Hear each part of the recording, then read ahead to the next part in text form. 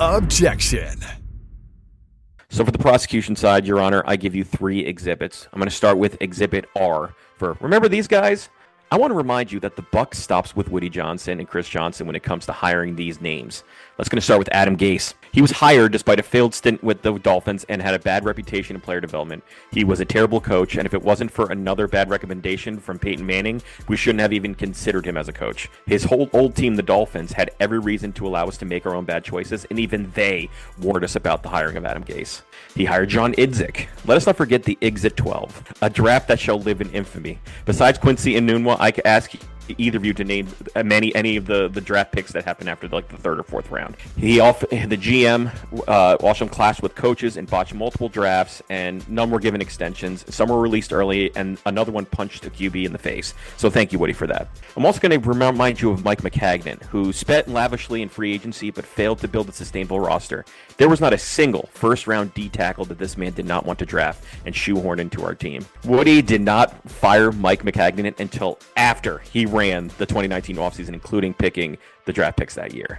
So let us not forget that he fired also Saleh after 5 games when he had given plenty of time to better his position. So that's my first exhibit, his hires. The second one is that he's too involved, right? It's great to have that we have a 50-50 split on the actual organizational style of our owner. He's too involved, which leads him to making the GM and head coacher the same level of reporting. Remember that? He had the general manager and the head coach report directly to him as opposed to having them be in a straight line. So now he created power struggles with the general manager and the head coach, which we remind ourselves from both Mike Maccagnan and Adam Gase. A thing that could have easily been avoided had he just structured it the way normal people had done this. And he's allowed coaches and GMs to report separately to ownership instead of giving a clear hierarchy. And then finally, he's also too little involved. And when the team collapsed under Gase in 2020, Johnson didn't publicly explain or defend the direction of the franchise. He was kind of ghosted at that point. In chaotic stretches, so like Sam Darnold's ghost comment or locker room issues or Zach Wilson's benchings, there was little sign of ownership stepping in to bring order. He was basically gone. And unlike strong owners who establish a long-term identity like the Rooneys in Pittsburgh or Kraft in New England, Woody has never set a football direction. The Jets have bounced between offensive, defensive coaches, real rebuilds and win-now modes, and totally different leadership models. So there's no stability, no consistency, no real identity, and just endless resets. So those are my final arguments, is that he's too involved, and that my final one was that he's sometimes not involved enough. So I yield, Your Honor. I will sustain the hirings. Sustained. From this standpoint, ultimately, what you said, Kyle, is the buck stops with the owner. And while not all the hires you specifically mentioned do fall under the direct resume of Woody Johnson hiring that particular general manager or that particular head coach, ultimately, it is his football team. He is the owner, and he is the one who put his brother in charge to oversee the hirings of GMs and head coaches. So I will sustain that.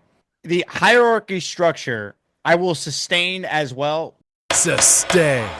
With the caveat being, there were some in there that did not, to me, fall under fair criticism of Woody Johnson. Whereas there was a structure in place where Mike Tannenbaum had oversaw Rex Ryan. However, ultimately, Mike Tannenbaum was still fired and Rex was retained. So it wasn't always one structure and Woody didn't abide by it. A lot of times, Woody adapted on the fly based on what the fan base wanted. I think it's a fair criticism to bring up, the fact that he's sometimes too involved, sometimes he's not. I see your point there. I don't think all of it we could just lump on Woody. I think at some point there needs to be accountability for the people that are brought in and paid millions of dollars to do their jobs better. I don't think we could simply blame the owner for all of it, but ultimately it goes back to the main point you made. The buck does stop with the owner, so I will sustain it, but it was not as a given for me with that one. I will overrule the not involved enough. Overruled. Because the biggest criticism from fans in Woody's tenure has been he's too involved. He won't stay out of the way and let people do their jobs. And the most recent example is, of course, Robert Saleh and Joe Douglas being fired in the middle of last season, specifically the head coach who was fired 5 games in. So on one hand, I think it's unfair for fans to blame Woody Johnson and say he's not involved enough when the other criticisms have been way louder that he's too involved, and fans are wanting the reassurance now as you kind of flip it forward to the present day Jets that he's going to allow a new regime that he oversaw, he hired, he takes full accountability for bringing Aaron Glenn and Darren Muji on, that he's going to stay out of their way and give them a clean slate to run the Jets the way they see fit.